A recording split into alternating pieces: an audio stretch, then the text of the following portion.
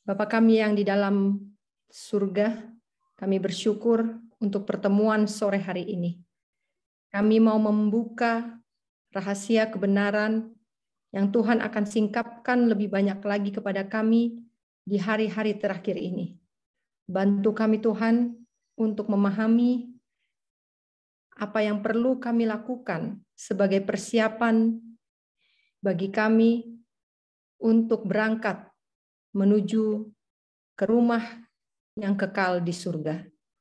Bapa dalam surga, tolong kami sore ini. Di dalam nama Yesus kami berdoa. Amin.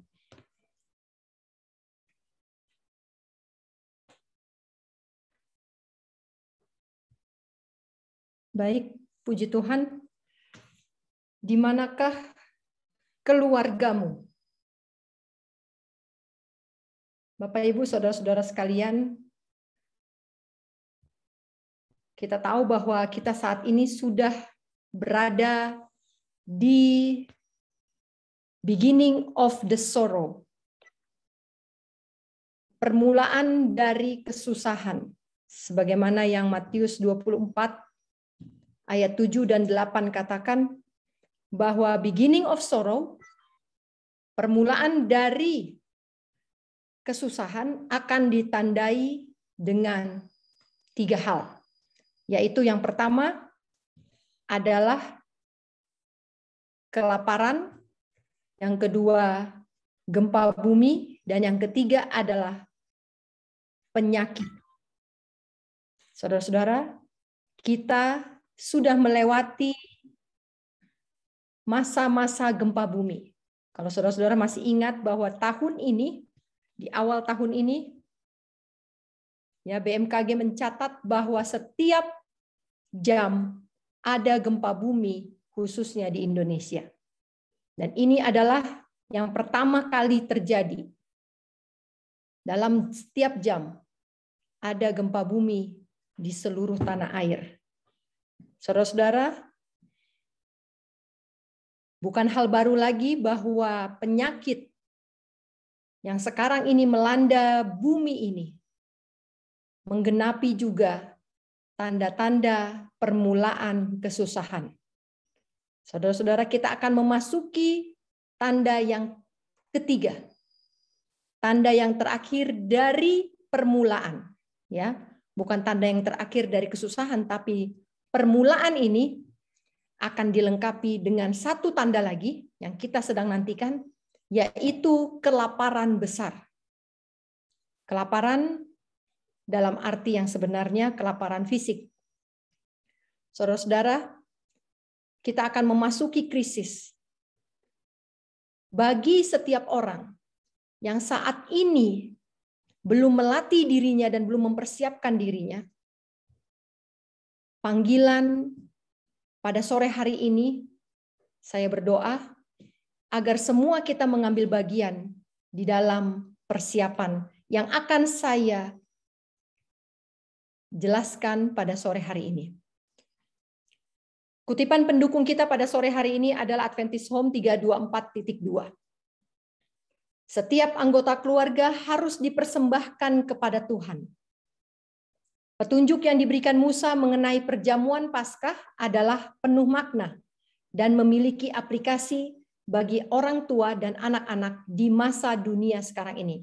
Jadi saudara-saudara, pada waktu Musa memimpin bangsa Israel keluar dari tanah Mesir, di malam terakhir ketika mereka masih berada di tanah Mesir, malam terakhir karena pagi-pagi mereka akan berangkat meninggalkan tanah Mesir. Malam terakhir itu Musa mengadakan perjamuan Paskah, dan hari sebelumnya Musa sudah memberikan petunjuk apa yang boleh dan apa yang tidak boleh dilakukan pada malam terakhir, hari terakhir keberadaan mereka di tanah Mesir. Dan Roh Nubuat, kita beruntung kita memiliki terang kecil. Roh Nubuat katakan bahwa Keluaran pasal yang ke-9, 10, dan 11 adalah memiliki aplikasi bagi orang tua dan anak-anak sekarang ini. Saudara-saudara, kita tahu bahwa semua yang tertulis dalam Alkitab adalah lambang. Dan penggenapannya adalah kita yang hidup di zaman akhir. Semua yang terjadi pada bangsa Israel adalah pelajaran bagi kita yang hidup di masa menjelang kedatangan Kristus yang kedua kali. Saudara-saudara, di sini dijelaskan lebih lanjut, seorang ayah bertindak sebagai imam dalam rumah tangga. Dan bila ayahnya sudah meninggal, ini pada waktu di Mesir ya, pada waktu orang Israel bersiap untuk tinggalkan Mesir. Kalau satu rumah tangga tidak punya ayah, maka anak laki-laki yang paling tua yang masih hidup harus melaksanakan pemercikan darah di palang pintu. Jadi saudara-saudara, ayah tidak bisa digantikan oleh ibu. Posisi ayah sebagai imam tidak bisa digantikan oleh ibu walaupun ayahnya sudah meninggal. Tetapi Musa secara khusus menunjuk kepada anak laki-laki. Saudara-saudara, tidak pernah seorang imam dipegang jabatan imam, dipegang oleh perempuan, apapun alasannya. Tidak pernah. Dalam hal memimpin upacara Paskah menjelang keluarnya bangsa Israel dari tanah Mesir, anak laki-laki yang paling tua yang masih hidup, dialah yang harus menggantikan posisi imam di dalam rumah tangga. Dan apa yang dilakukan oleh orang tua? Para orang tua harus mengumpulkan anak-anak mereka di dalam rumah. Dan mereka, orang tua, harus menghadirkan Kristus di hadapan anak-anaknya sebagai korban Paskah. Saudara-saudara, pada waktu bangsa Israel bersiap untuk tinggalkan tanah Mesir, mereka mengumpulkan anak-anak mereka di dalam rumah mereka. Anak-anak tidak boleh berada di dalam rumah orang Mesir. Kalau anak-anak Israel berada di dalam rumah orang Mesir, maka anak itu akan mati di sana. Tetapi kalau orang Mesir berada di dalam rumah orang Israel, maka orang Mesir akan selamat. Saudara-saudara, prosesi ini adalah diaplikasikan untuk orang tua dan anak-anak di dunia kita pada masa sekarang ini. Lebih lanjut, Adventist Home 324.2 mengatakan, seorang ayah harus mempersembahkan setiap penghuni rumahnya, setiap anggota rumahnya kepada Tuhan. Dan inilah pekerjaan yang dilambangkan oleh perjamuan Paskah yang dirayakan oleh orang Israel pada hari terakhir, malam terakhir mereka di tanah Mesir. Menyerahkan tugas yang penting ini kepada orang lain adalah berbahaya. Saudara-saudara, imam harus bertindak sebagai imam. Kalau imam tidak sanggup dan menyerahkan tugasnya kepada orang lain, termasuk kepada ibu rumah tangga, ini adalah dianggap sebagai pekerjaan yang berbahaya.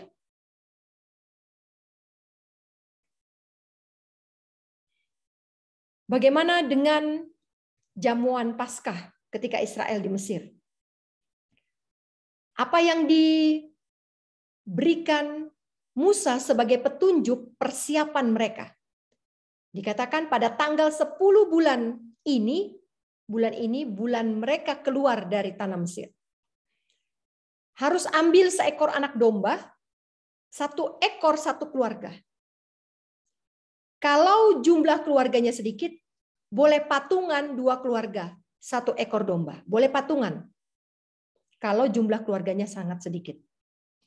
Dan apa yang diberikan lagi, diberikan petunjuk oleh Musa kepada bangsa Israel, selain seekor domba, ditentukan usianya adalah 1 tahun. Dan ditentukan jenis kelamin dombanya harus jantan.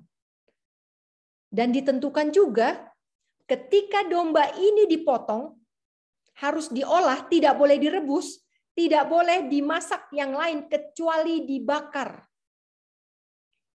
Tetapi sebelum dibakar, darahnya harus dikeluarkan. Dan dari darah yang dikeluarkan, harus diambil sedikit. Lalu dibubuhkan kepada palang pintu dan pada ambang atas pintu. Jadi kedua tiang pintu kiri kanan dan kemudian ambang atas pintu. Setiap Paskah harus ada anak domba yang sesuai dengan peraturan, harus ada darah.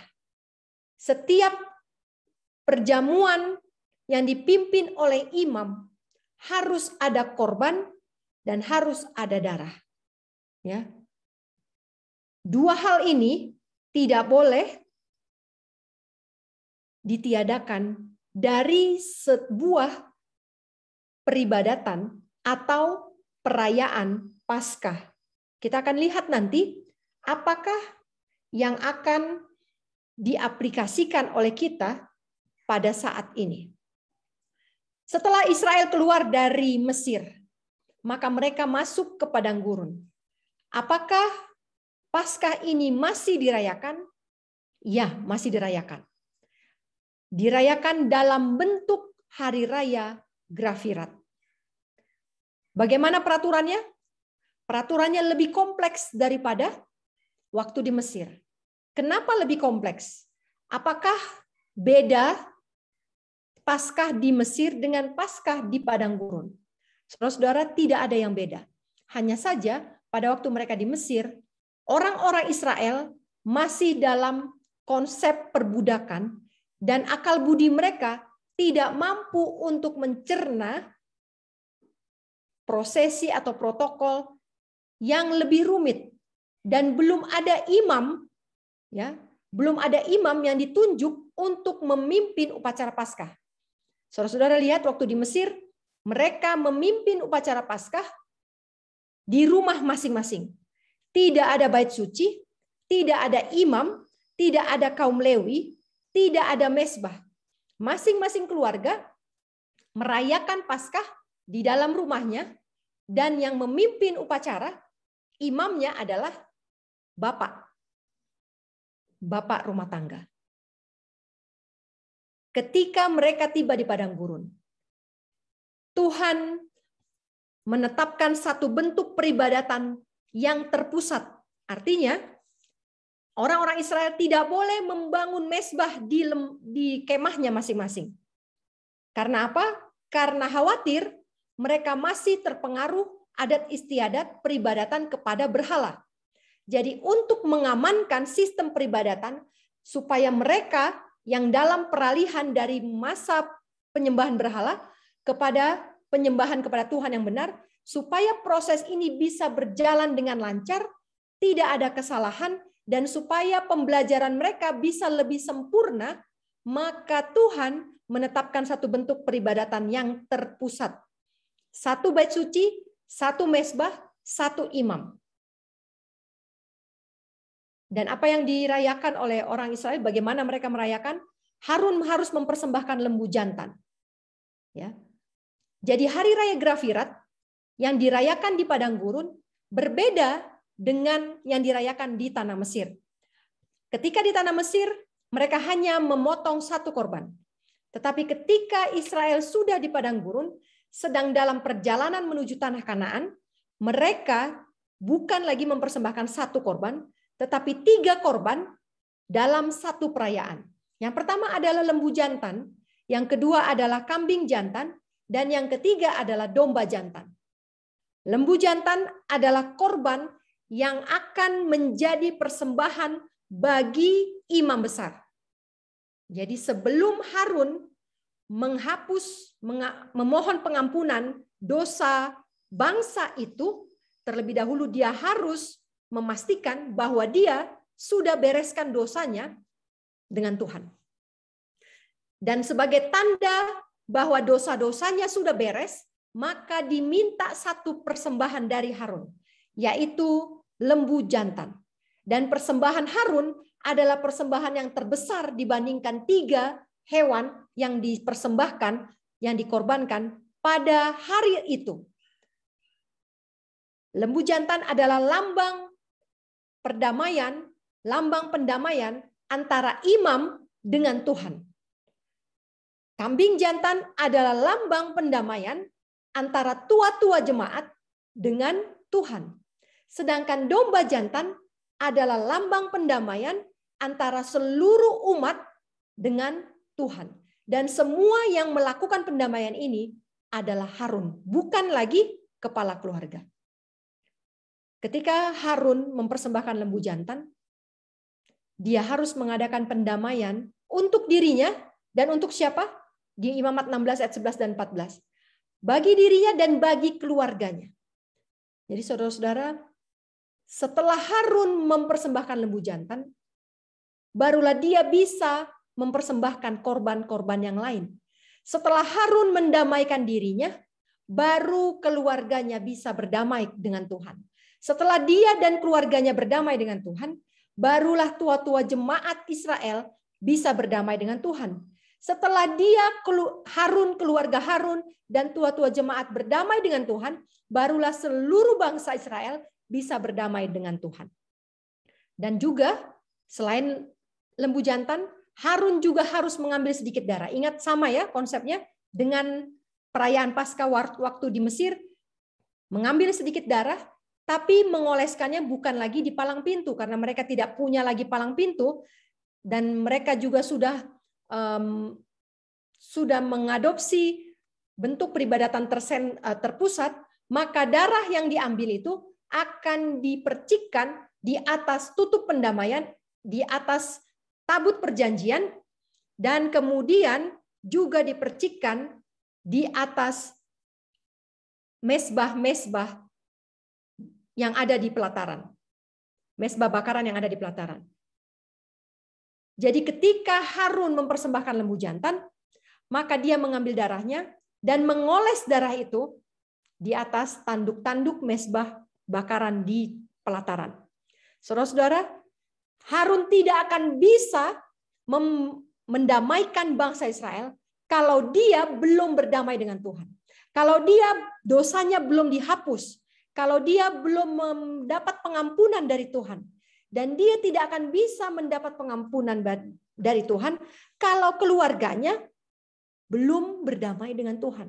Jadi sebelum dia potong lembu jantan, saudara-saudara bisa bayangkan bahwa Harun harus datang kepada istrinya, datang kepada anaknya, dan meminta pengampunan dari anak dan istrinya. Kalau masih ada dosa yang tidak sengaja, yang dia sudah pernah buat menyakiti hati istrinya dan menyakiti hati anak-anaknya. Saudara-saudara, Harun harus memastikan bahwa dia sudah membereskan semuanya, segala sakit hati, segala dendam, segala kepahitan yang mungkin dia timbulkan bagi keluarganya. Kalau itu sudah beres, barulah dia boleh sebagai tandanya, sebagai bayaran atas dosa-dosanya itu, dia sembelih lembu jantan dan dia percikkan darahnya di atas tutup pendamaian. Kalau Tuhan tidak berkenan atas pendamaian yang dia lakukan itu, maka dia akan seketika itu juga mati di depan tutup pendamaian. Tetapi kalau Tuhan berkenan atas pendamaian Harun dan keluarganya, kalau memang benar-benar tidak ada lagi dosa pada Harun, ingat satu titik, dosa tidak boleh dibiarkan, dan Harun tidak akan bisa layak menghadap kepada tutup pendamaian yang di tengah-tengahnya adalah kehadiran Bapa. Dia tidak akan tahan terhadap sinar kemuliaan Bapa, tahta Tuhan yang ada di atas tutup pendamaian. Dia tidak akan tahan terhadap itu kalau masih ada satu noda yang tidak dia sadari. Saudara-saudara, begitu krusialnya, begitu penting dan berbahayanya hari pendamaian bagi Harun dan keluarganya. Ketika Harun berdamai dengan keluarganya, ibu, istri, dan anak-anaknya harus membantu Harun untuk berdamai dengan Tuhan. Mereka harus bisa berusaha untuk berdamai, untuk menghilangkan kepahitan itu. Karena kalau tidak, maka Harun tidak akan pernah bisa kembali kepada keluarganya. Saudara-saudara, kalau istrinya masih menyimpan kesalahan Harun yang dia tidak sadari, kalau anak-anaknya masih sakit hati atas perlakuan Harun yang dia tidak sadari, itu artinya keluarganya harus siap untuk tidak mempunyai bapak lagi. Saudara-saudara, ini hari Raya Grafirat ini adalah hari yang sangat genting bagi seorang imam. Slide selanjutnya. Seorang pun tidak boleh hadir di dalam kemah pertemuan ketika Harun masuk untuk mengadakan pendamaian di tempat kudus sampai dia keluar. Jadi ketika Harun masuk sampai dia keluar, tidak boleh ada yang masuk. Kalau dia sudah keluar, itu artinya dia sudah mengadakan pendamaian bagi dirinya sendiri, bagi keluarganya, dan bagi seluruh jemaah Israel. Saudara-saudara, yang pertama, Harun harus berdamai dengan dirinya. Setelah dengan dirinya dengan Tuhan berdamai, maka dia harus menyelesaikan pendamaian keluarganya. Berapa anggota rumahnya, berapa penghuni rumahnya, satu persatu kasusnya harus dia periksa. Jangan sampai keluarganya, jangan sampai penghuni rumahnya menyimpan satu noda dosa sekalipun sehingga menyebabkan dia tidak bisa lolos di hari Grafirat.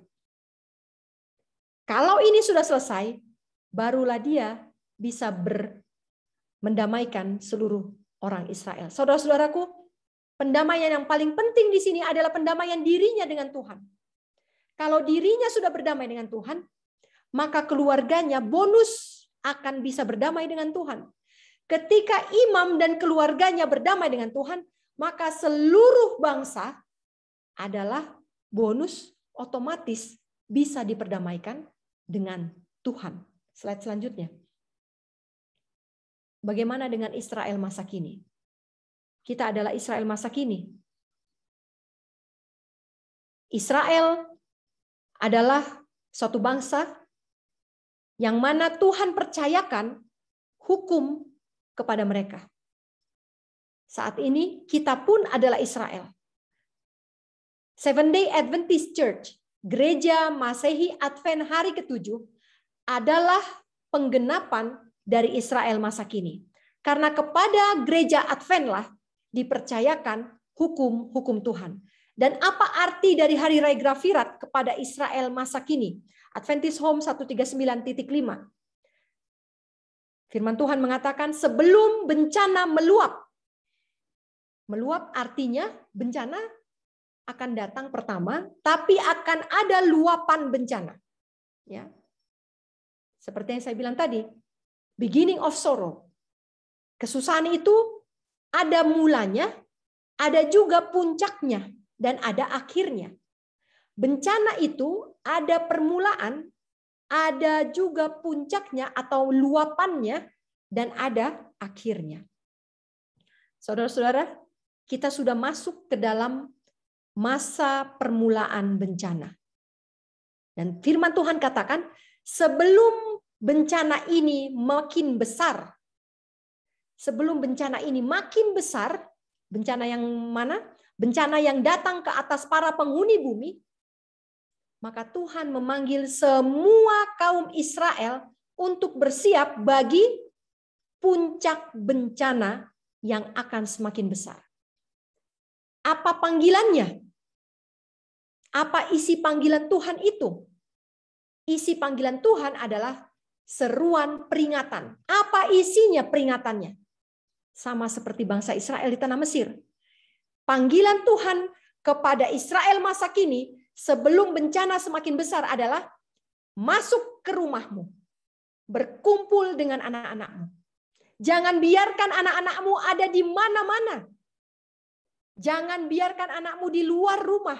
Rumah dalam arti fisik yang sebenarnya. Jangan biarkan anak-anakmu ada di rumah orang. Sekarang bukan waktunya lagi mengirimkan anak-anak untuk sekolah berasrama.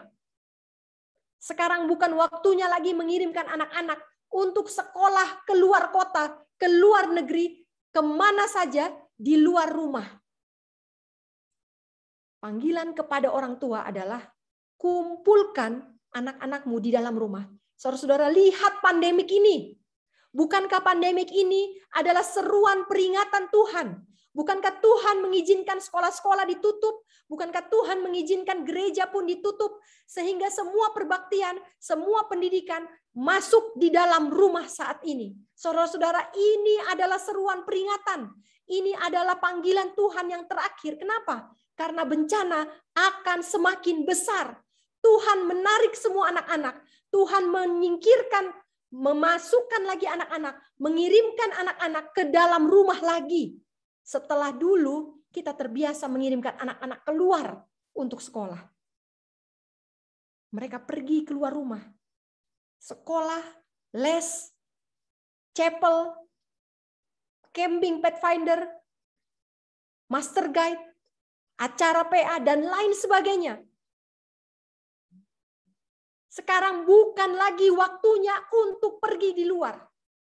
Sekarang bukan lagi waktunya untuk melepas anak-anakmu pergi keluar rumah. Kumpulkan mereka di dalam rumah. Jauhkan mereka dari orang-orang yang tidak menghormati hukum-hukum Tuhan. Jauhkan mereka dari orang-orang yang mengajarkan kejahatan dan yang melakukan kejahatan. Setelah kumpulkan di dalam rumah, apa yang Tuhan serukan lagi yang kedua? Keluar dari kota. Saudara-saudara, country living adalah amaran Tuhan yang kedua.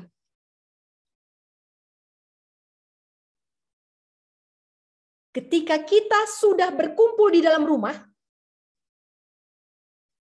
dan melakukan apa yang Tuhan mau kita lakukan, maka pasti kita bisa kerjakan yang kedua. Tapi kalau yang satu belum beres, amaran yang satu belum beres, SP1 belum beres, tidak mungkin kita bisa melangkah kepada peringatan yang kedua. Saudara-saudaraku, firman Tuhan mengatakan, dunia sekarang ini sedang miskin akan kebajikan yang sejati. Kenapa sekarang tidak ada lagi kebaikan? Karena orang tua gagal untuk mengumpulkan anak-anak mereka dengan diri mereka di dalam rumah. Saudara-saudara, tidak ada perkumpulan anak dengan orang tua.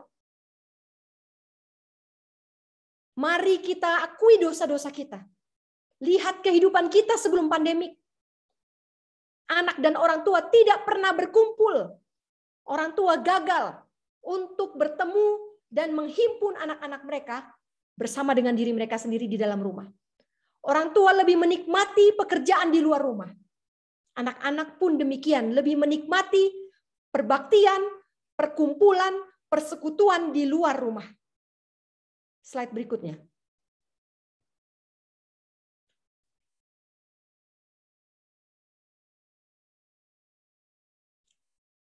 Setelah berkumpul di rumah, amaran yang pertama setelah berkumpul di rumah. Apa yang harus dilakukan di dalam rumah sekarang sebelum bencana bertambah besar? Tadi katanya bahwa dunia semakin bobrok, kebajikan yang sejati semakin tidak ada adalah karena kegagalan orang tua menghimpun anak-anaknya di dalam rumah.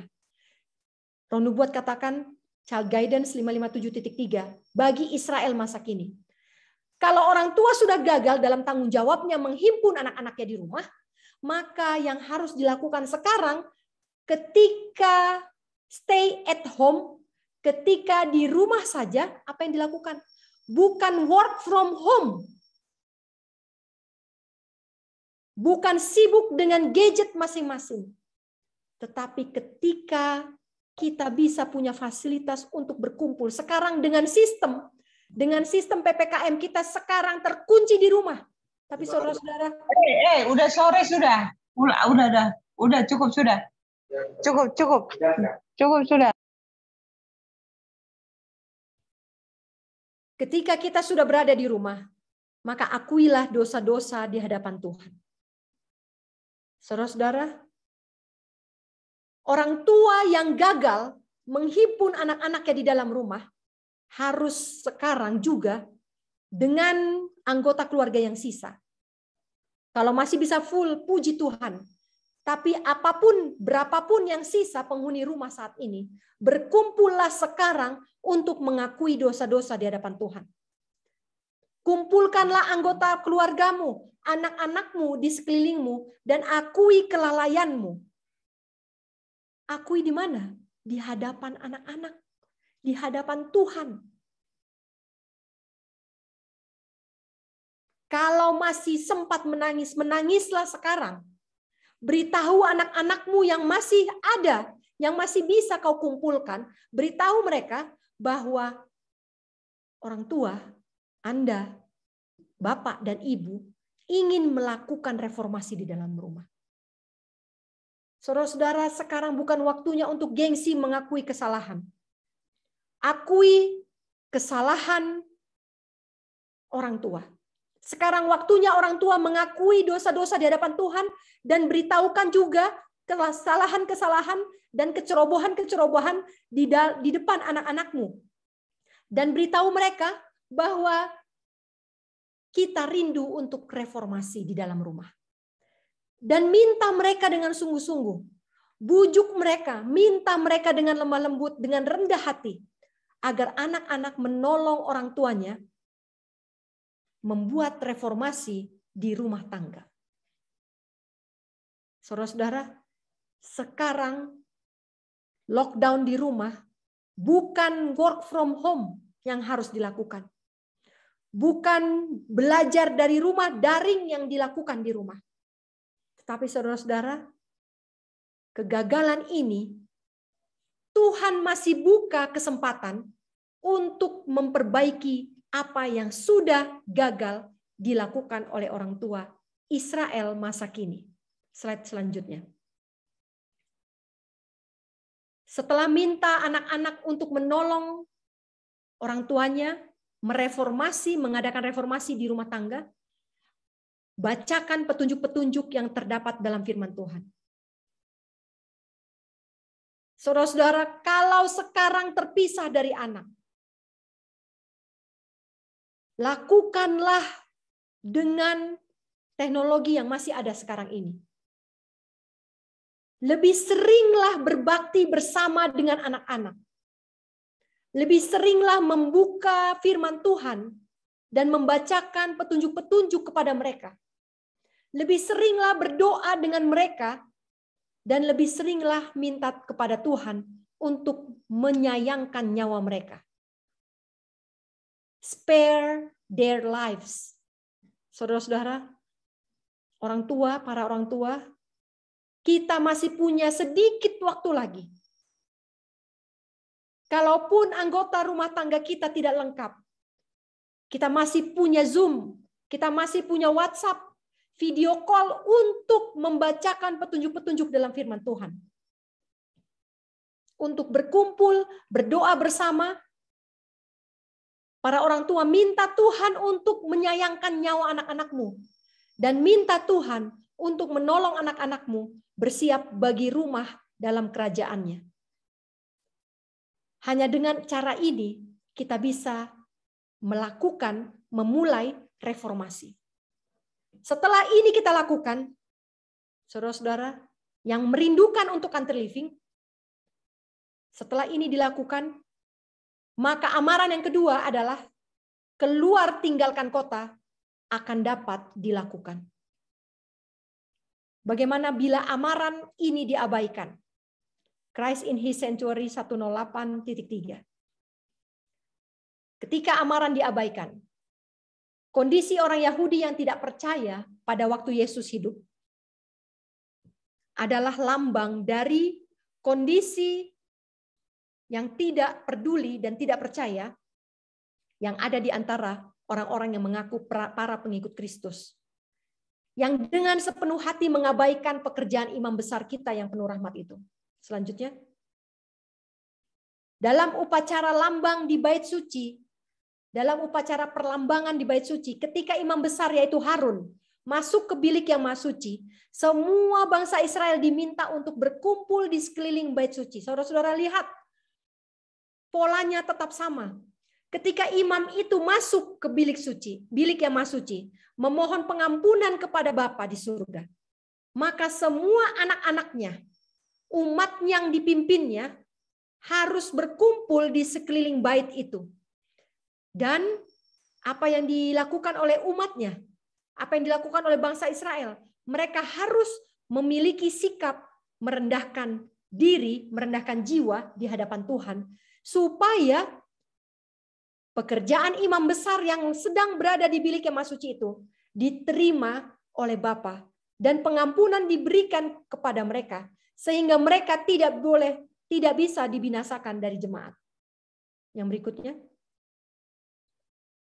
betapa lebih penting lagi dalam penggenapan hari Grafirat ini, agar kita mengerti pekerjaan imam besar kita dan mengetahui tugas-tugas apa yang dituntut dari kita.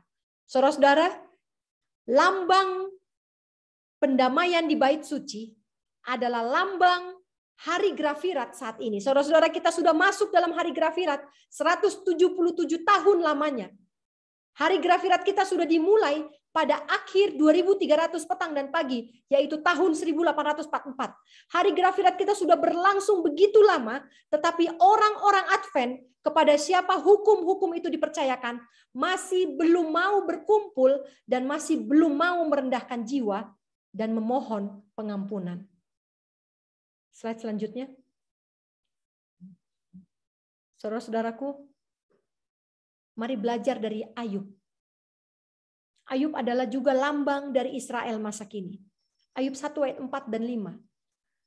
Ayub adalah seorang kepala keluarga. Apa yang dia lakukan sebagai kepala keluarga sehingga Tuhan menyebut dia orang yang saleh.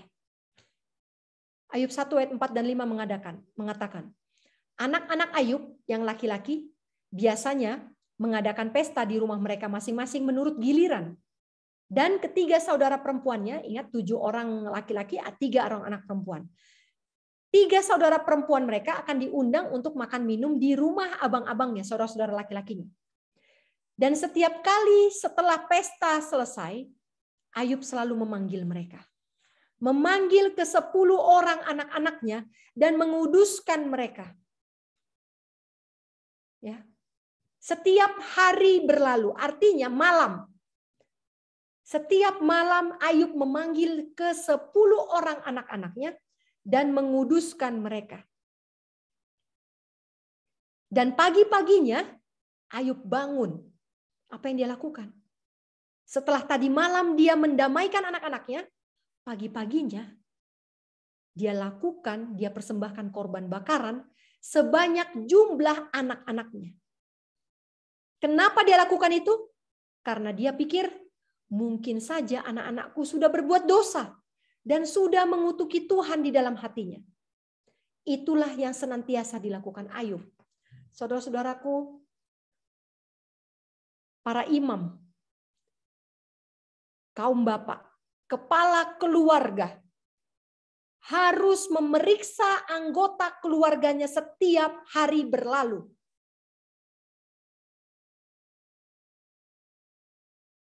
Saya tahu bahwa bapak-bapak pulang paling terakhir, tidur paling duluan. Segenap tanggung jawab rumah tangga diserahkan kepada ibu. Urusan anak-anak dianggap sebagai urusan ibu-ibu. Kesalahan anak-anak, pendidikan anak-anak dianggap selama ini adalah tanggung jawab ibu rumah tangga. Saudara-saudara, tidak satu pun firman Tuhan yang mengatakan demikian. Pekerjaan pendamaian dan pengudusan anak-anak adalah pekerjaan kepala rumah tangga, imam dalam rumah tangga. Slide selanjutnya. Apa yang dilakukan ketika hari Grafirat berlangsung? Lanjut. Inilah yang harus menjadi ketetapan untuk selama-lamanya bagi kamu. Yakni pada bulan yang ke-7, pada tanggal 10 bulan itu, Kamu harus merendahkan diri. Dan janganlah kamu melakukan sesuatu pekerjaan, baik orang Israel asli maupun orang Israel, orang asing yang tinggal di tengah-tengah orang Israel. Saudara-saudara, Tuhan meminta kita pada hari Grafirat ini untuk merendahkan diri. Di sini bukan merendahkan hati. Saudara, sekarang bukan waktunya lagi merendahkan hati. Hati tidak ada orang yang lihat. Hanya Tuhan yang lihat. Hanya saya dan Tuhan yang tahu hati saya sudah rendah atau masih tinggi. Tetapi ketika merendahkan diri, ini artinya kelihatan di depan orang bahwa saya sudah rendah.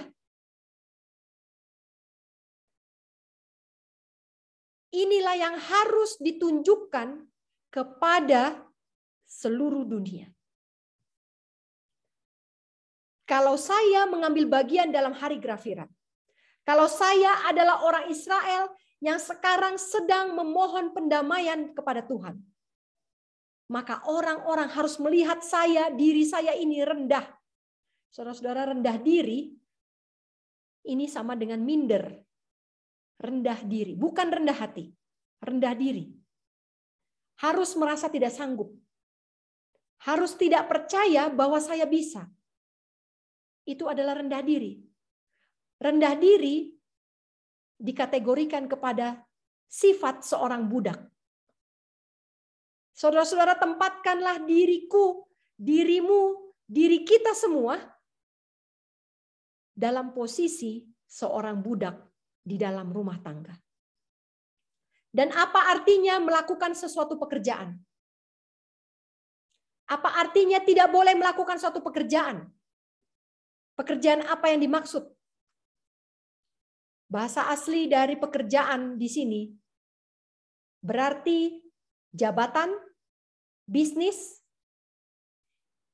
Jabatan, bisnis. Bisnis itu apa? Bisnis pertanian sekalipun harus ditinggalkan. Bisnis properti, jual beli tanah harus ditinggalkan. Kontrakan rumah, sewa apartemen harus ditinggalkan. Bisnis kerajinan tangan harus ditinggalkan. Bisnis jasa harus ditinggalkan. Urusan politik dan agama harus ditinggalkan. Saudara-saudara, saya yakin saudara pasti bertanya bagaimana kita bisa meninggalkan urusan agama. Banyak yang bicara bahwa country living harus city evangelism. Saudara-saudara, kalau kita mengaplikasikan hari raya Grafirat seperti tadi yang disuruh, bahwa hari Paskah, hari Grafirat adalah lambang dari apa yang harus kita lakukan pada masa kini. Aplikasinya adalah buat orang tua dan anak-anak di masa dunia sekarang ini. Berarti penginjilan keluar bukanlah prioritas. Saudara-saudara, penginjilan keluar akan Tuhan berikan ketika rumah tangga sudah berdamai dengan Tuhan. Ingat tadi konsep dari pendamaian. Ketika Harun sudah berdamai, keluarganya berdamai, maka dia bisa mendamaikan seluruh dunia. Saudara jangan pikir bisa mendamaikan orang lain. Saudara jangan pikir bisa menyelamatkan orang di luar sana ketika kalian di dalam rumah, suami dengan istri dan anak-anak, belum melakukan pendamaian dalam rumah tangga.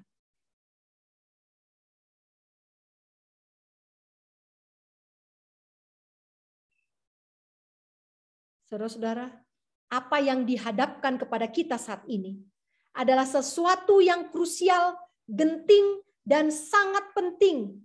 Bahkan bisnis maupun penginjilan keluar sekalipun tidak bisa menjadi alasan kita untuk meninggalkan misi di dalam keluarga.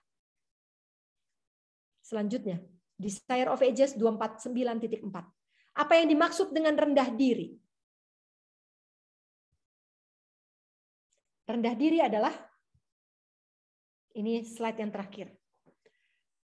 Kita belajar dari Desire of Ages 249. Apa yang Tuhan mau Apakah gambaran rendah diri yang sesuai dengan konsep Tuhan?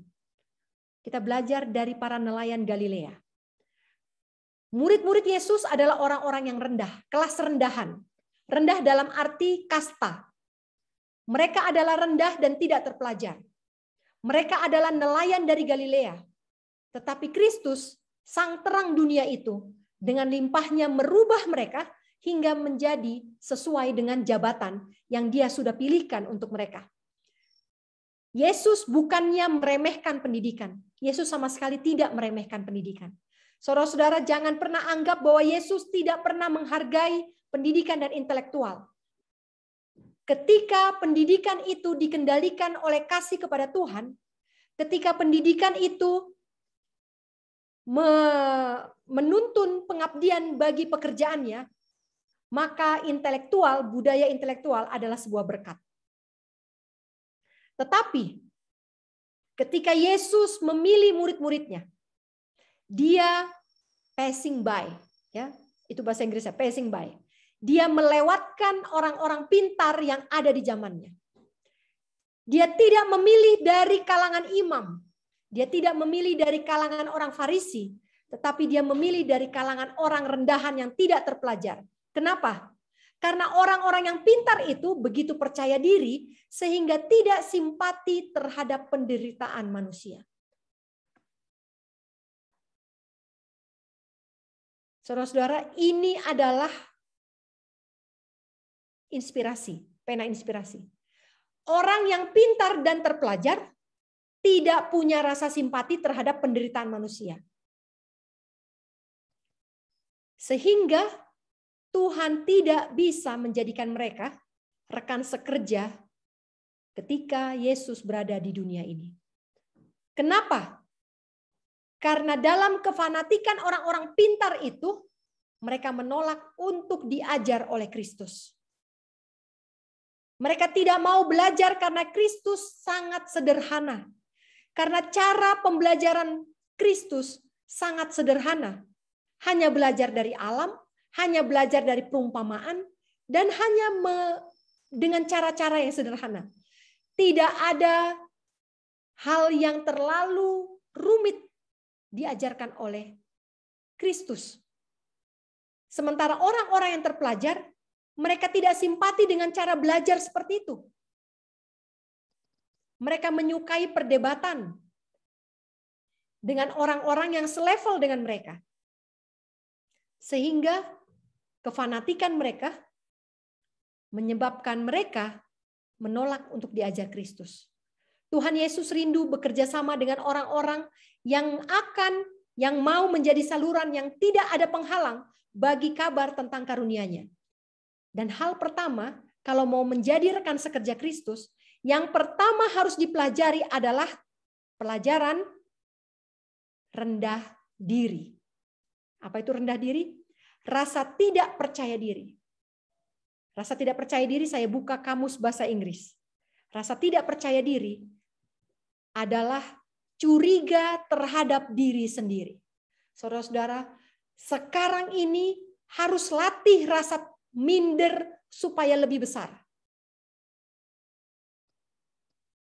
Tidak punya kepercayaan, keyakinan atas kemampuan diri. Saudara-saudara, kita harus membuat rasa curiga terhadap diri semakin sering dan semakin besar. Curiga bagaimana? Ketika saya menolong orang lain. Contoh, ketika saya memberikan makanan kepada orang lain. Mari curiga. Apakah saya memberikan ini untuk membuat dia sayang sama saya? Untuk menjilat? Saya memberikan ini, apa motif saya? Curiga, selalu curiga. Tapi bukan kepada orang lain. Curiga terhadap diri sendiri. Inilah yang Tuhan inginkan agar dikembangkan sikap seperti ini pada saat-saat Hari Raya Grafirat yang sebentar lagi akan ditutup. Saudara-saudara, dunia, pendidikan dunia sangat menentang rasa minder. Sekolah-sekolah ilmiah, sekolah-sekolah ilmu pengetahuan, sekolah-sekolah umum, selalu melatih para muridnya supaya percaya diri. Bahkan sekolah sahabat anak-anak pun melatih rasa percaya diri, tampil bisa berani di depan orang. Saudara-saudara, ini sudah salah.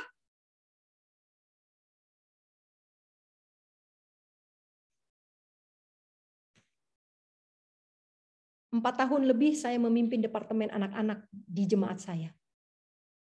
Saya tidak tahu apakah ada yang hadir di sini yang dari jemaat saya.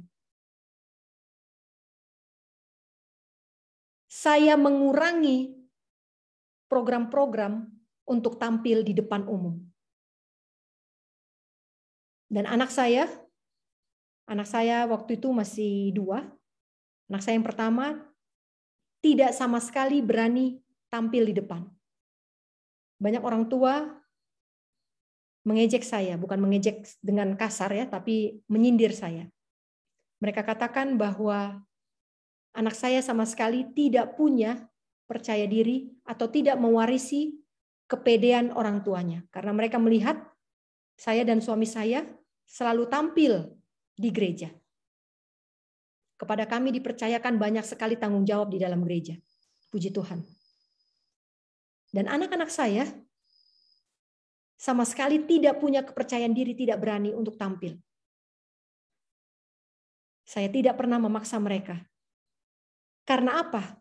Karena inilah modal mereka untuk bisa rendah diri di hadapan Tuhan di hari Grafirat ini. Rasa tidak percaya diri, rasa curiga kepada diri sendiri hanya bisa diperoleh dari sekolah Kristus. Saudara-saudara, country living, beberapa minggu yang lalu kita belajar bahwa country living adalah sekolah Kristus. Kalau saudara country living dan semakin percaya diri untuk menginjil, ada yang salah dengan kita.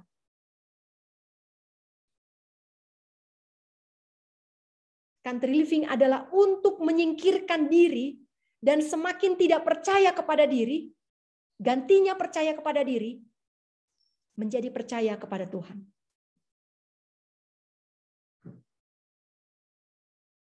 Saudara-saudara, jangan latih rasa percaya diri. Mari kita buat rasa curiga yang semakin besar terhadap diri sendiri. Pertanyakan setiap motif, pertanyakan setiap keputusan, pertanyakan setiap tindakan yang saya ambil. Apakah ini adalah untuk Tuhan ataukah untuk diri? Saudara-saudara, saya tidak panjang menjabarkan ini, tetapi saat ini ketika kita sudah di masa the beginning of sorrow, sebentar lagi akan meluap bencana-bencana menimpa bumi ini. Saudara, sekarang ini bencana belum meluap, tetapi sudah dimulai. Semakin giatlah kita untuk mengumpulkan anak-anak di dalam rumah kita. Bagi yang masih terpisah saat ini, usahakanlah untuk lebih banyak berkomunikasi dengan mereka. Saudara-saudara, saya tahu sebuah keluarga yang saat ini terpisah dari anaknya. Mereka berusaha dengan segala cara untuk lebih memperbanyak waktu beribadah dengan anggota keluarga mereka yang terpisah ini. Berbahagialah mereka yang sekarang ini sudah terkumpul di dalam rumah. Tetapi yang belum terkumpul, Tuhan masih buka pintu. Jangan pernah berhenti. Jangan pernah berhenti untuk menjangkau anak-anak kita. Saudara, saya sedih sekali ketika ada yang berkata bahwa doktrin pelajaran tentang keluarga itu pelajaran yang receh. Orang-orang sekarang ini lebih suka untuk belajar hitung-hitungan nubuatan daripada belajar bersama dengan keluarganya. Orang-orang sekarang ini lebih senang melihat current events, peristiwa-peristiwa yang sekarang ini terjadi sebagai bukti penggenapan dari nubuatan.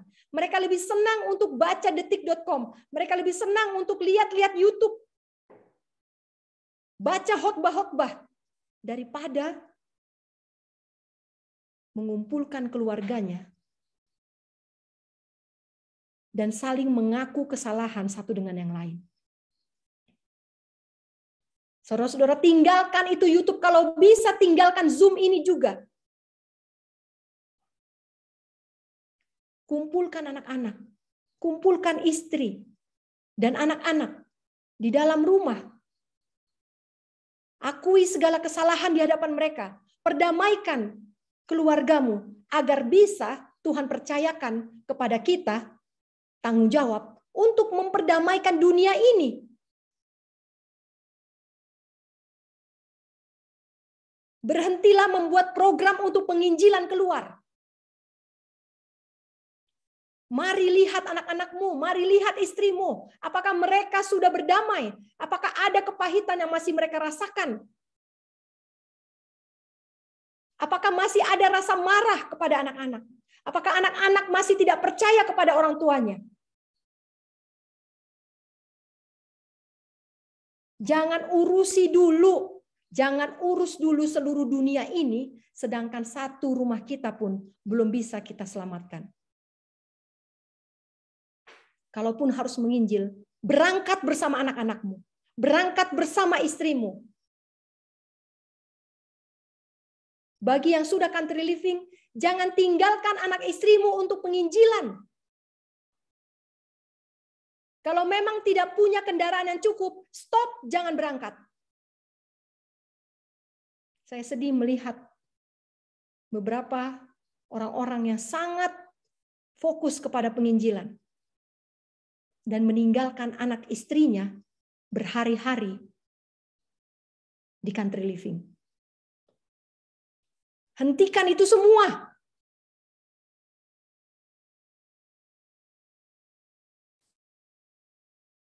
Saudara-saudara, kita tidak bisa menyelamatkan dunia ini.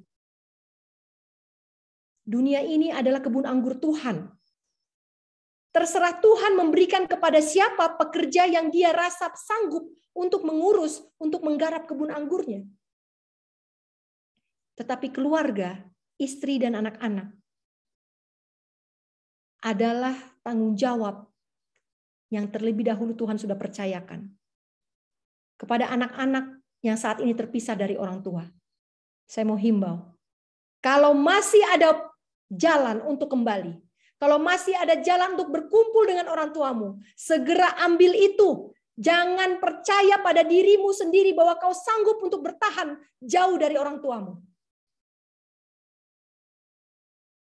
Kalau kau rasa masih sanggup, masih percaya diri berjauhan dengan orang tuamu, berarti tidak ada kerendahan diri yang terjadi pada dirimu.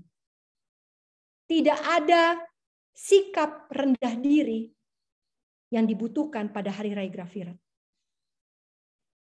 Saya masih bisa, saya masih sanggup. Ini adalah jebakan setan. Jangan sampai kita menyesali ini dan segera Tuhan menarik rohnya dari dunia ini sehingga tidak ada lagi orang yang bisa bertobat dan hanya penyesalan yang akan kita rasakan. Saudara-saudara, anak-anak, orang-orang muda yang saat ini terpisah dari orang tua kalian. Sekarang adalah waktunya untuk berkumpul. Orang tua tidak dapat memaksa anaknya untuk berkumpul. Kalau masih kecil, mereka masih punya kuasa. Tetapi bagi orang tua yang anak-anaknya sudah dewasa, yang belum menikah, yang masih ada dalam tanggung jawab orang tua. Ketika orang tuamu memanggilmu untuk pulang, segera ambil kesempatan ini. Supaya orang tua pun bisa lebih mudah berdamai dengan Tuhan. Dan anak-anak pun bisa lebih mudah diperdamaikan dengan Tuhan. Jangan buat orang tua kita pun berdosa.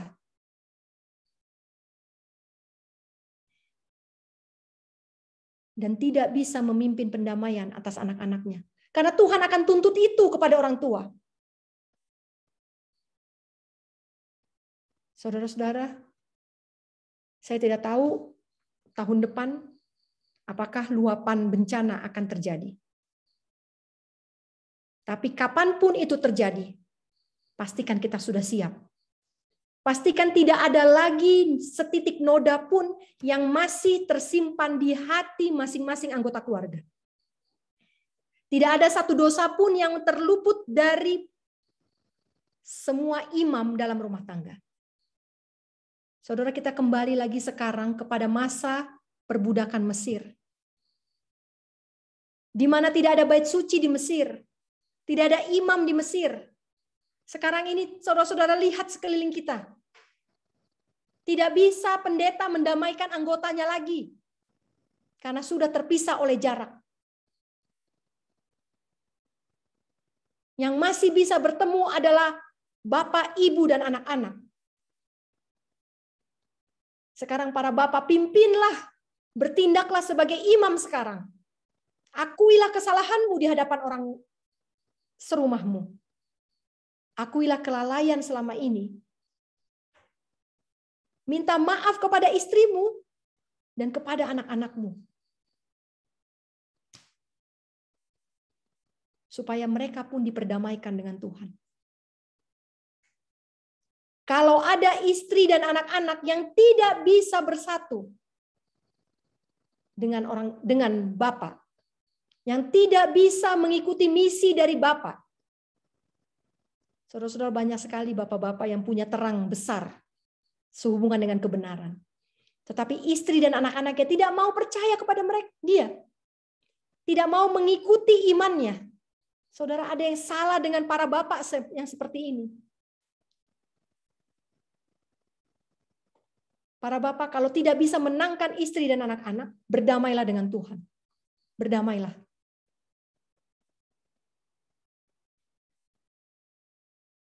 Saudara-saudara, panggilan kepada keluarga saat ini sangat penting. Kita akan memasuki masa yang tidak lama lagi. Mungkin suami dan istri akan terpisah. Istri dan anak-anak akan terpisah. Bapak dengan anak-anak akan terpisah. Tapi kalaupun itu sampai terjadi,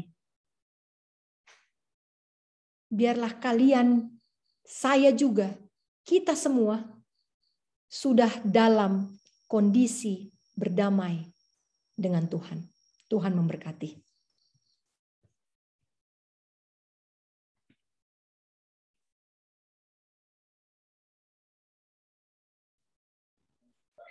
Terima kasih untuk pembahasan yang begitu baik pada sore hari ini. Kiranya itu menjadi berkat bagi kita. Biarlah kita bersiap sedia, kita dan seisi keluarga kita. Seperti firman yang telah kita dengarkan pada sore hari ini. Mungkin pada saat ini saudara-saudara ada pertanyaan, dipersilahkan.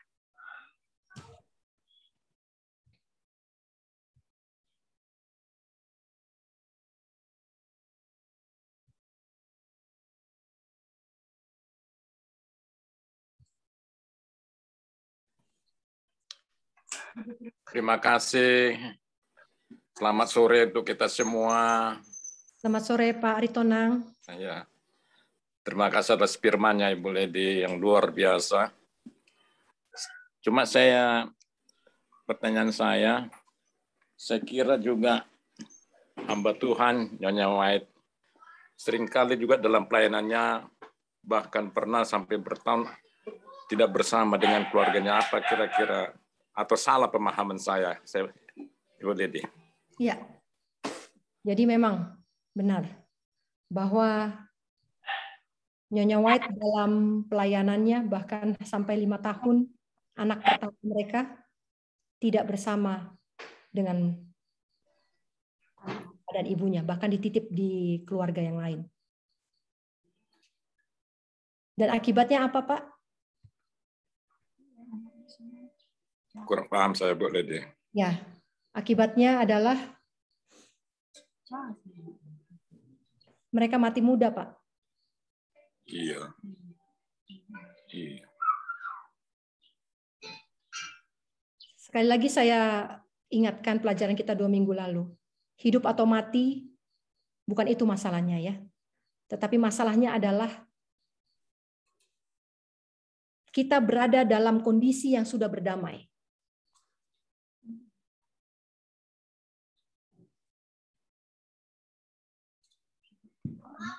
Jadi kalau Nyonya White terpisah dari anak-anaknya, Bapak boleh baca di buku Testimonies volume 1 pasal 1 sampai 14. Testimonies jadi 1. Ya. Pasal 1 sampai 14. Itu adalah background pertama-tama mereka memulai pelayanan mereka. Dan di situ dijelaskan secara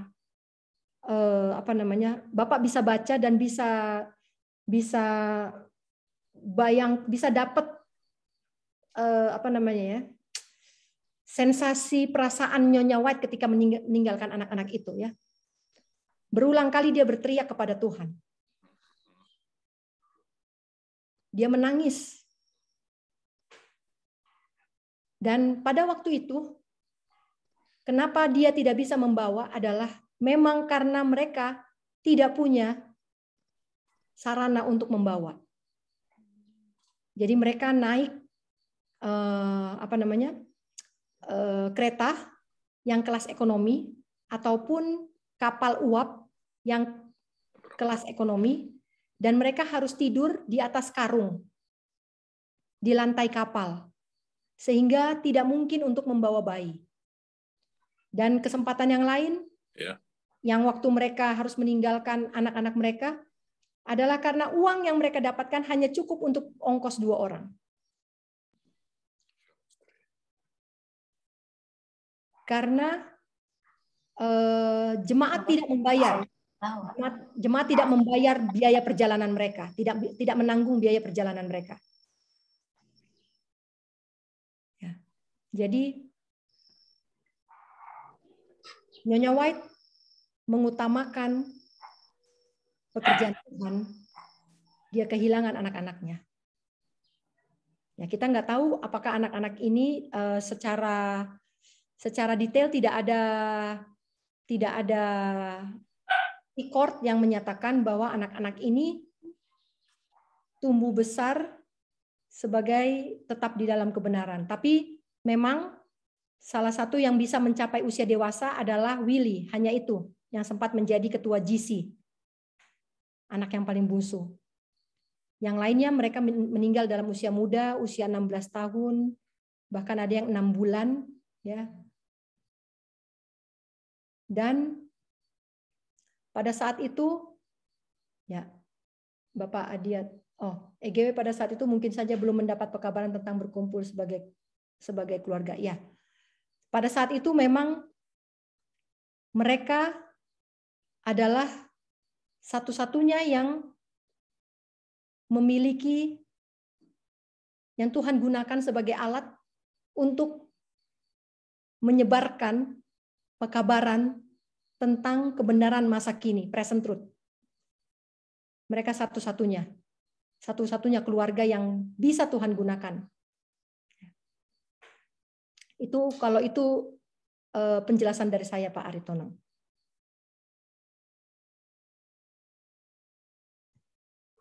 Terima kasih, Bu Leni. Ibu Nur dari Sabah ini, Nuraida Janir.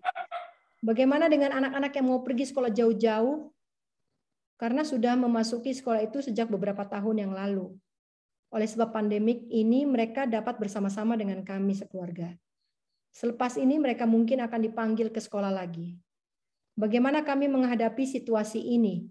Namun saya berharap agar kelas online masih diteruskan dan mereka tidak perlu kembali ke sekolah. Sebab saya juga tidak mau mereka kembali ke sekolah. Di satu sisi saya juga mengharapkan agar segera terjadi sesuatu yang menghalangi mereka untuk kembali ke sekolah. Terima kasih.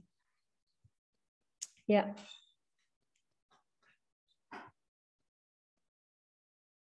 Sekarang tidak waktunya lagi untuk mengirimkan anak-anak. Bahkan untuk sekolah sekalipun. Even itu sekolah Advent berasrama. Kenapa?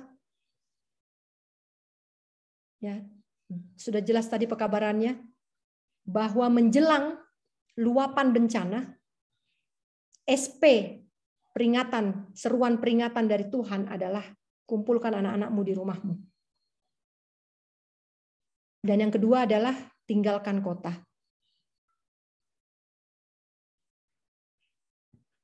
Bagaimana dengan anak yang mau pergi?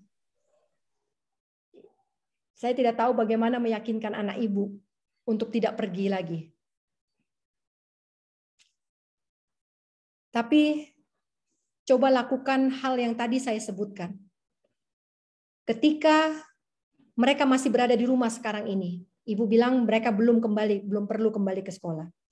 Ketika sekarang sudah masih berada di rumah, kumpulkan anak-anak ini. Kumpulkan anak-anak ini dan akui dosa kalian orang tua. Akui dosa, akui kesalahan kepada anak-anak, kepada Tuhan dan di hadapan anak-anak juga.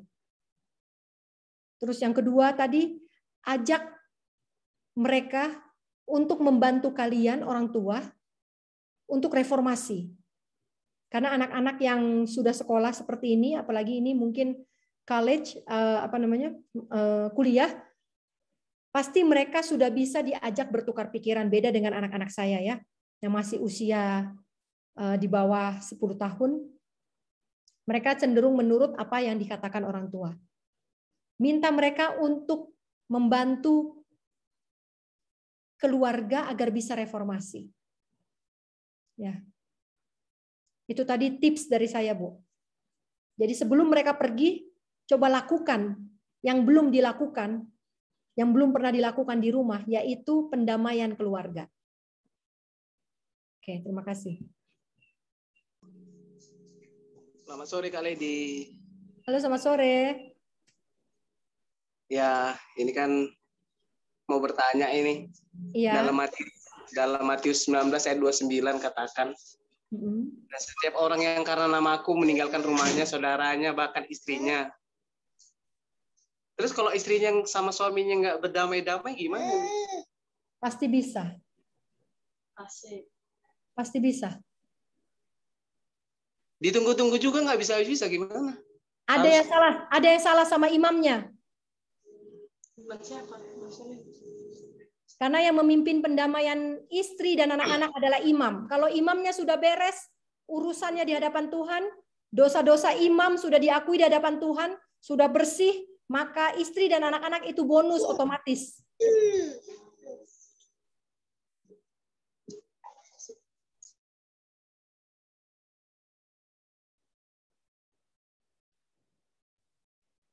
Masih ada pertanyaan, Pak?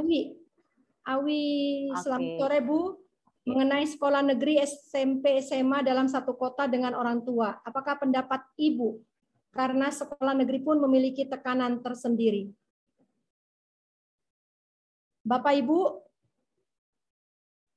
sekarang tidak waktunya lagi untuk mengirimkan anak-anak sekolah di luar. Maksud saya, apakah saat ini sudah bukan prioritas yang utama? Ya, benar. Bukan prioritas yang utama, apalagi sekolah negeri. Tadi nasihatnya adalah jangan kumpulkan anak-anakmu di rumahmu, jangan biarkan mereka bergaul dengan orang-orang yang tidak memelihara hukum Tuhan. Ya.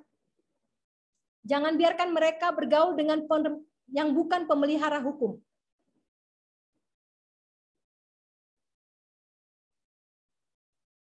Sekolah bukan prioritas utama. Oke, sekarang kita common sense. Ibu sekolahkan anak untuk apa? Untuk kerja. Kerja kemana, Bu? Kelaparan sudah semakin menanti di depan mata. Ya, mau kerja kemana? Sementara sekarang seluruh dunia serikat dagang sudah bersiap untuk bersatu menginjak-injak hukum Tuhan. Apakah kita mau membiarkan anak-anak kita memperoleh pendidikan supaya bekerja di perusahaan orang-orang yang seperti itu. Seandainya anak-anak dididik dalam rumah, diperdamaikan dengan Tuhan, kehidupan mereka bagi kerajaan surga ini pasti lebih terjamin. Tadi ada pertanyaan dari Sister Wendy. Sister Wendy. Tidak Sister, tertekan, salah tekan. Oke. Sister Figlia, silakan. Selamat sore, terima kasih. Waktu yang baik boleh mendengar lagi suara Tuhan. Ini penjelasan dari Kak Lady membuat saya melihat bahwa keadaan keluarga saya sangat celaka. Tetapi seperti tadi ditanya oleh seorang bapak itu, begitu mantap dijawab, pasti ada jalan keluar. Karena memang pemaparan juga ini sudah menunjukkan jalan keluarnya sudah jelas begitu ditunjukkan. Tetapi kita masih terus berjuang bagaimana mengadakan pendamaian di dalam keluarga. Syukur bahwa ketika Tuhan pemaparan ini dilakukan, jalan keluarnya sudah jelas, ada step-stepnya sangat jelas. Tetapi hanya kita yang berdosa ini yang belum sanggup untuk melakukan itu. Semenjak pandemik ini dimulai, mungkin ketika lockdown terjadi Maret hampir 2 tahun yang lalu, mulai banyak saya mengikuti Zoom seperti ini, dan oleh karena pengetahuan saya yang minim akan mendapat banyak masukan dari hal-hal seperti ini. Lalu saya mulai berbicara dengan hal ini dengan keluarga. Saya pikir mungkin kita tidak usah malu karena kita memang mau mencari jalan keluar, kita memang mau melepaskan diri dari apa yang harus kita lepaskan di dunia ini. Jadi saya nggak harus mengatakan apa yang saya gumuli sampai saat ini. Sudah 2 tahun memang seperti tadi Ibu bilang, boleh dibilang pasti bisa. Ya, dan kita menanyakan sampai kapan? Ya sampai hal itu terjadi karena kita masih punya waktu. Sudah hampir sekitar 2 tahun saya sudah berbicara, kami sudah berbicara, tapi masih belum sepakat itu ada. Saya sudah berdoa terus, saya berdoa. Ya mungkin rendah hati, rendah diri itu mungkin masih belum ada atau bagaimana ya. Jadi pada kesempatan ini, inilah saya mau seperti inilah yang saya mau curhat keadaan seperti itu. Dan bahkan kalau ketika kita berbicara dari hal itu, baik dari keluarga ataupun lingkungan yang terdekat di luar keluarga, kenapa harus belajar hal yang rumit? Yesus begitu sederhana di dalam penyampaiannya. Kenapa harus belajar segala hal yang rumit itu? Tetapi ketika mereka mengatakan hal-hal seperti itu, mereka sendiri sedang tidak berada dalam keadaan rindu belajar firman Tuhan. Jadi saya merasa saya lebih baik mendengar orang yang membawakan hal-hal seminar dan hal-hal pembicaraan firman Tuhan daripada orang yang sepertinya bertentangan tapi mereka sendiri masih asik dengan hal-hal yang menjauhkan diri dari Tuhan. Jadi mungkin kali ini mengerti apa yang saya maksudkan. Coba mohon tolong diberikan penguatan. Terima kasih. Ya. Jadi seberapa lama pendamaian itu selesai tergantung kerendahan diri dari imamnya. Semakin rendah diri imamnya, semakin cepat keluarganya diperdamaikan. Semakin rendah diri anggota keluarga semuanya, semakin cepat proses pendamaian itu selesai. Dan semakin cepat juga Tuhan bisa menggunakan keluarga-keluarga untuk menggarap kebun anggurnya yang luas ini. Amin. Jadi, kalau dibilang sulit berdamai itu, sebenarnya yang bikin sulit adalah diri saya. Diri saya terlalu besar, terlalu tinggi, terlalu dominan, sehingga untuk mengurangi level sedikit saja, untuk turun level 1 tingkat saja, sudah tidak sanggup. Kepada anak-anak, orang tua selalu benar. Tidak pernah minta maaf sama anak. Kepada istri dan anak, bapak-bapak selalu bilang, saya kepala keluarga, kalian harus dengar saya. Kepala keluarga yang bilang, mengatakan seperti ini, gak akan pernah mendamaikan keluarganya. Gak akan pernah. Ya, jadi semakin rendah hati, bukan rendah hati ya, rendah diri. Semakin rendah diri imamnya, ini beda. Jadi konsep dunia dengan konsep Tuhan ini beda. Kalau konsep dunia, pemimpin harus pede, harus percaya diri. Tetapi konsepnya Tuhan, pemimpin dalam rumah tangga harus rendah diri dan curiga kepada diri sendiri. Jadi sister, pengalaman sister, pergumulan sister, semua keluarga mengalami. Ini kalau mau jujur, kalau mau dibuka, ini kita bisa nggak selesai sampai 2 bulan. Ya, karena terus terang pengalaman atau pergumulan terbesar bukanlah pergumulan dalam pekerjaan. Pergumulan terbesar ada di dalam rumah tangga. Dan inilah yang sering kali membuat firman Tuhan itu tidak tumbuh dengan subur. Inilah seringkali membuat kemampuan untuk menurut firman itu menjadi hilang. Ya. Jadi Sister Figlia, ya tadi stepnya tadi harus dilakukan di rumah, itu resep ampuh. Saya sudah praktekkan itu ampuh sekali. Sekarang pertanyaan Noraida Janir. Bagaimana seandainya suami, kepala keluarga tidak seperti yang kita harapkan, bahkan istri yang menjadi imam di rumah? Ibu, bukan hanya ibu yang seperti ini. Saya merasa bahwa semua bapak-bapak yang lahir di era milenial semuanya tidak bisa jadi imam. Kenapa? Karena nggak pernah ada di rumah. Nggak pernah ada di rumah, selalu di luar. Sehingga yang mimpin worship pagi ibunya, yang malam pimpin worship ibunya, yang ngajarin sekolah sahabat ibunya, semua permasalahan anak ada di ibu. Lalu bagaimana dengan keadaan yang seperti itu, sementara kepala keluarga belum menyadari tanggung jawabnya?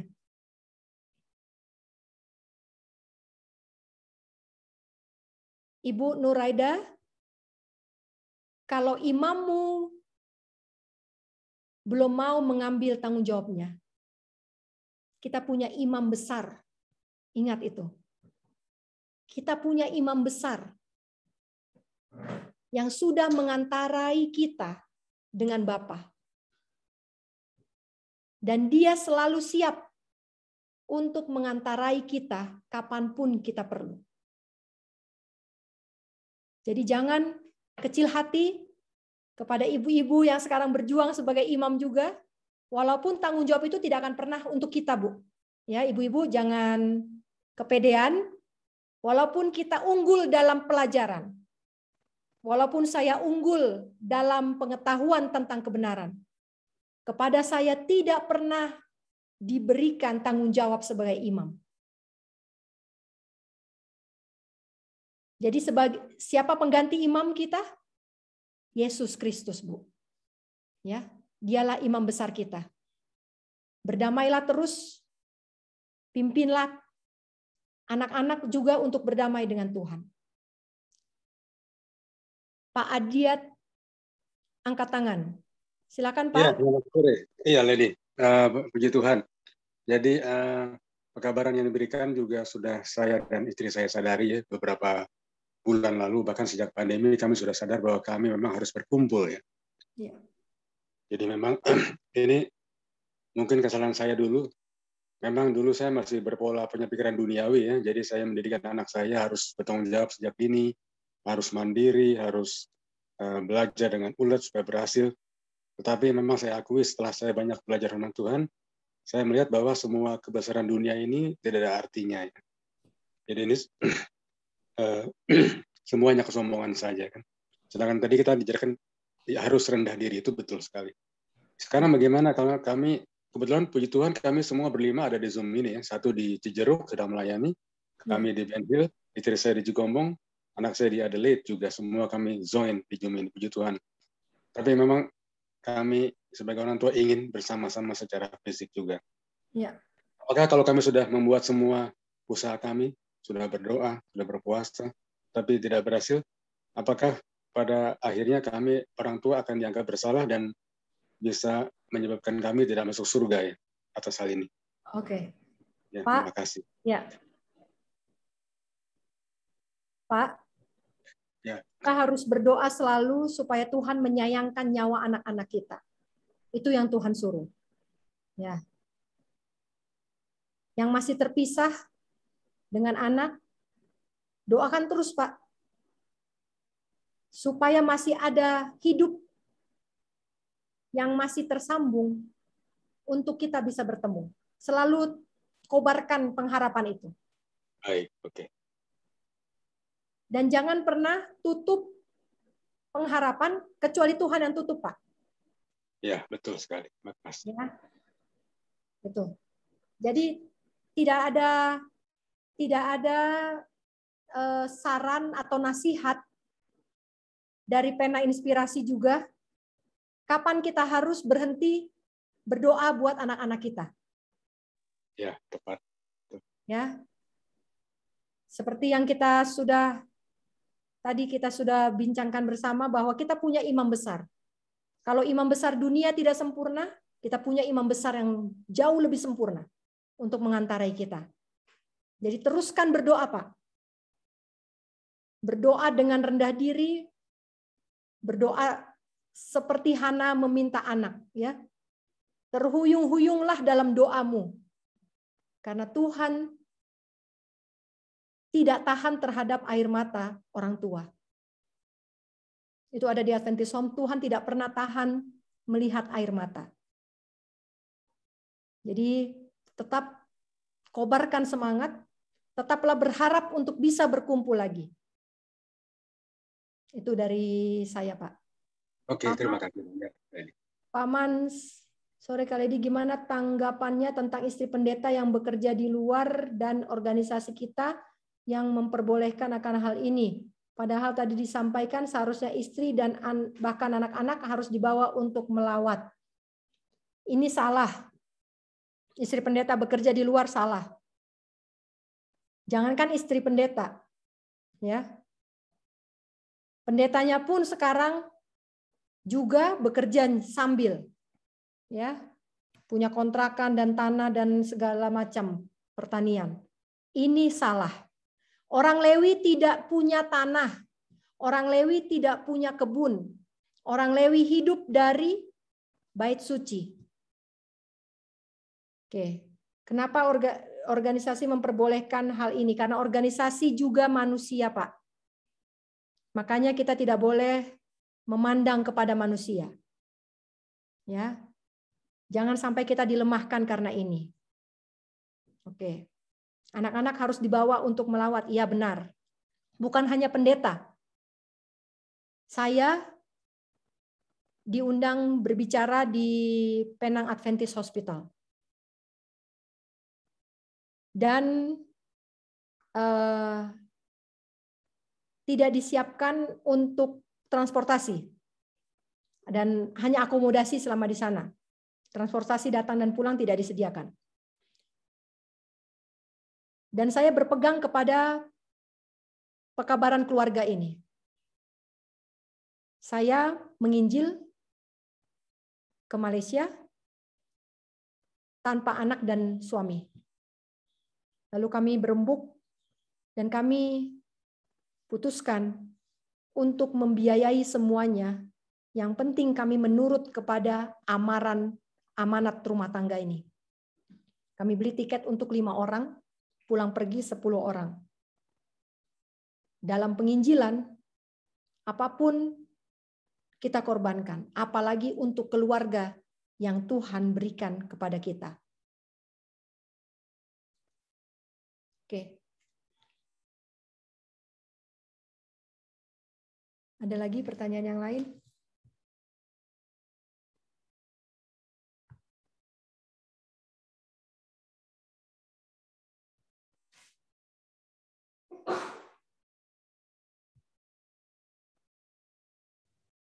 Masih adakah pertanyaan dari saudara-saudaraku semuanya?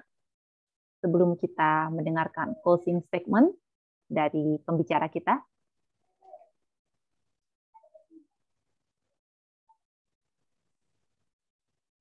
Ada pertanyaan? Ya, silakan Kak. Sekali lagi, selama ini kami belajar rendah hati seperti Yesus, lalu sekarang naik tingkat ke rendah diri. Jadi rendah hati dulu kah baru bisa rendah diri? Langsung aja kita nggak ada waktu lagi untuk latihan rendah hati, langsung rendah diri aja Bu. Kalau sudah rendah diri pasti rendah hati. Tapi kalau rendah hati belum tentu bisa rendah diri. Takutnya nggak cukup waktu untuk kita melatih sampai ke tahap rendah diri. Elni Rakmeni, sore sis, anak saya sudah umur 14 tahun dan kalau mau keluar sudah nggak mau. Keluar kemana Bu? Oh, pelayanan. Oh, kalau dulu kecil diajak pelayanan masih mau, tapi sekarang sudah susah. Kumpulkan anaknya, bapaknya, dan kalau dulu kecil diajak pelayanan masih mau. Kenapa sekarang susah? Mungkin pernah ditinggal. Mungkin pernah nggak diajak, dan akhirnya anaknya enak Bu, tanpa orang tua.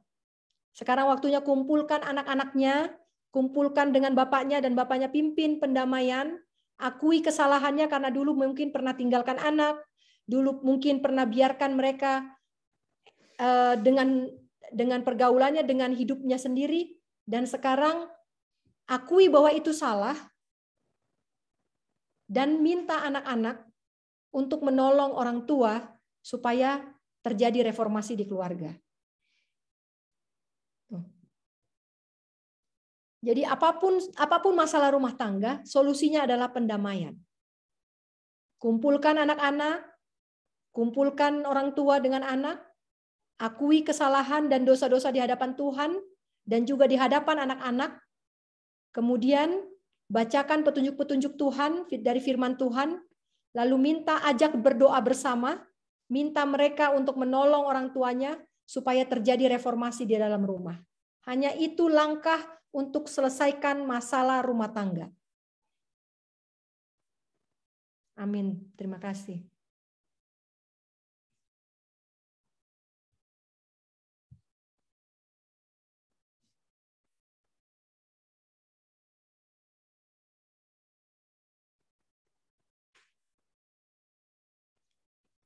Jadi lebih baik kita nggak melawat daripada melawat tanpa membawa keluarga ya Kak.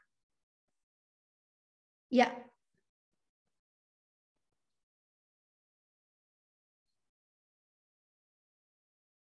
Tapi ingat bahwa keluarga kita bisa kita menangkan dulu. Jangan berpikir kita mau menangkan orang lain, melawat, lalu kita bisa menangkan tetangga, menangkan orang lain. Kalau keluarga aja, untuk kita ajak melawat aja nggak bisa kita menangkan.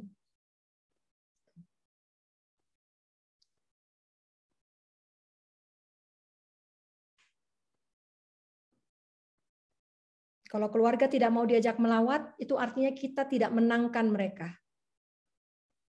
Apakah kita bisa menangkan orang lain kalau keluarga sendiri pun tidak bisa kita menangkan?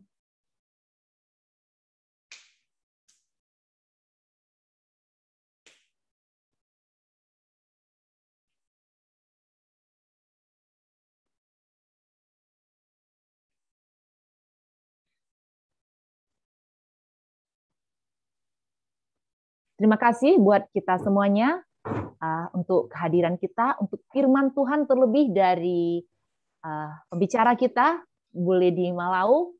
Dan bila tidak ada lagi pertanyaan dari kita, dipersilahkan Kak Lady memberikan closing statement dan langsung menutup di dalam doa penutup.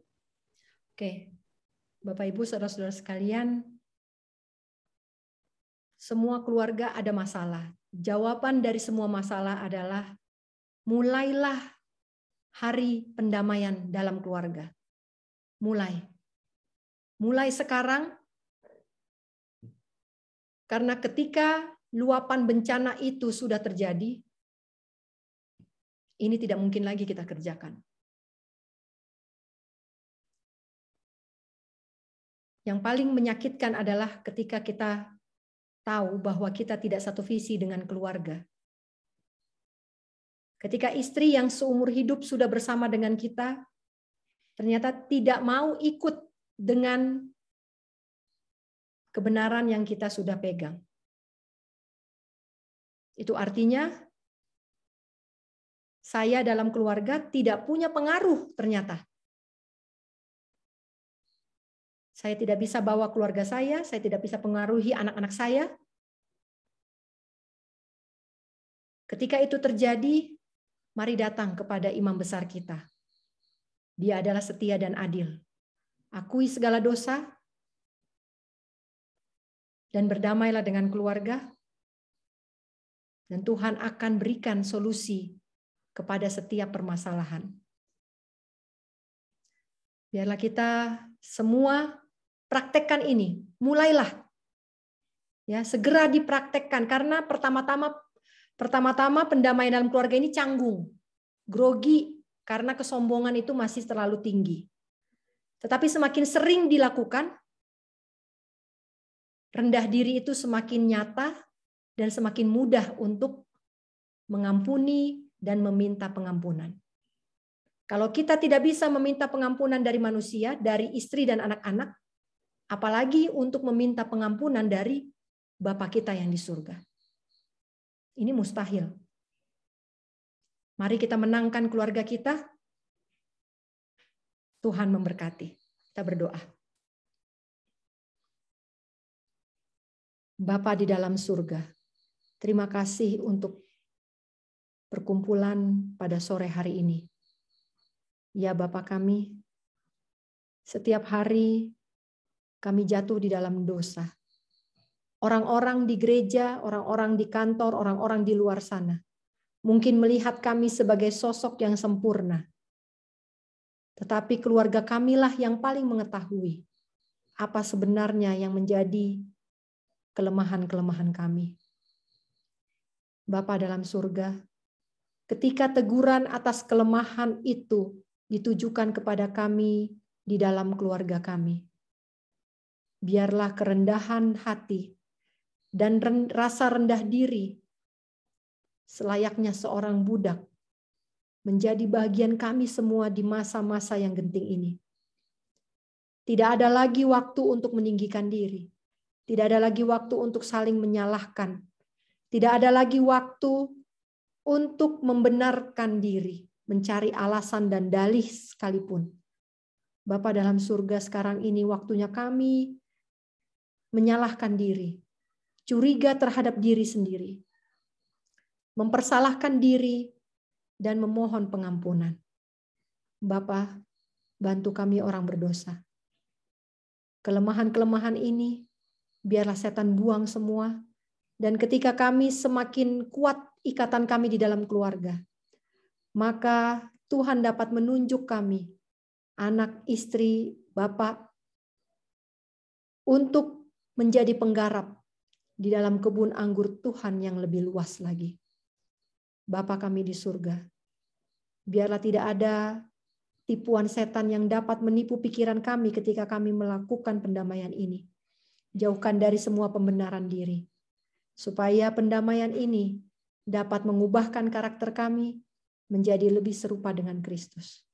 Di dalam nama Yesus kami berdoa dan mengucap syukur. Amin. Amin. Amin. Dan puji Tuhan. Terpuji Tuhan. Ya, terpuji Tuhan. Buat sore hari ini, untuk pekabaran yang murni, yang telah kita dengarkan, kiranya firman ini kita dapat praktekkan karena waktunya sudah sangat-sangat dekat. Tuhan memberkati kita semuanya, diberkatilah kita pendengar, terlebih Bu Lady dan host kita Pak Robert Turangan yang selalu setia bersama dengan kita. Sampai jumpa minggu depan di dalam kasih Yesus Kristus Tuhan kita. Terpujilah Tuhan. Shalom, selamat sore. Selamat sore. Selamat sore, terima kasih. Sore.